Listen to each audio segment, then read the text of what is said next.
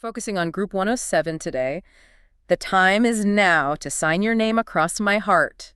Gonna see who survived that round. It's quite the process, isn't it? Not just a quick listen.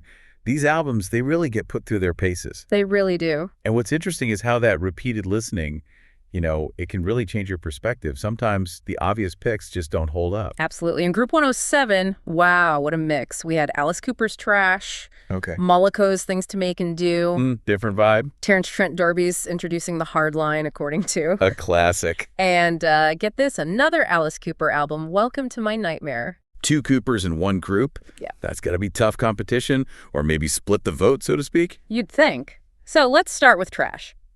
Rocks described it as, more melodic, kind of cock rock, but closer maybe to Billy Idol or Aerosmith than old Cooper. Right. More polished, perhaps? Yeah, exactly.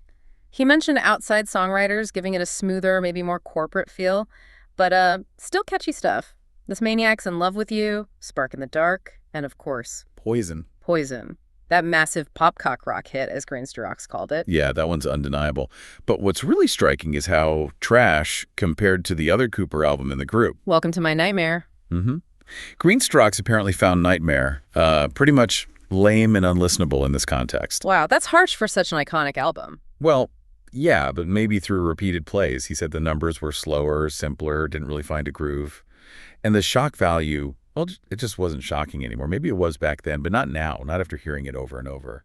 That's a really interesting point. Does this whole repeated listening thing maybe penalize albums that relied on, initial impact or theatrics? Could be. It sort of suggests that maybe what wins in this kind of head-to-head isn't just the shock or the novelty. It's maybe more about the hooks, the craft, something timeless that keeps rewarding you. Which kind of leads us to the big surprise here. Yeah. Because despite having 2 albums in the running, Alice Cooper actually missed out completely on advancing. No way. Both albums knocked out. Both out. Beaten by 2 very different albums. Okay, so who did make it through? What qualities won out in the end? Well, first up, Terence Trent D'Arby's Introducing the Hardline, according to Rocks, called it excellent, catchy, soulful, just really highlighted the vocals, Impressive vocals. Yeah, you can't argue with that voice. That album has some serious power, real emotional depth, too. Makes sense it would stand up to scrutiny. Totally. And the other qualifier, Moloko's Things to Make and Do. Moloko. Very different sound. Very different. Described as weird dance-fused pop, but praised for being original and fresh. Sounds like the kind of album that, maybe reveals more the more you listen. It didn't wear out its welcome. Originality and freshness versus, say, established rock legacy.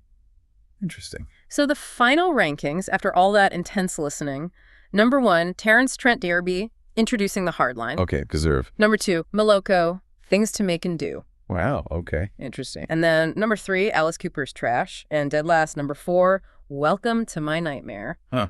So Trash beat Nightmare, but neither made it through. Exactly. So what's the takeaway here for this album quest? Seems like originality, maybe sheer vocal talent, that fresh sound, that's what pushed through in this group. Legacy alone wasn't enough. Yeah, commercial polish wasn't enough either, apparently, for Trash. It really drills down into what makes an album connect on a deeper level, doesn't it? When you strip away the hype, the history, and just listen.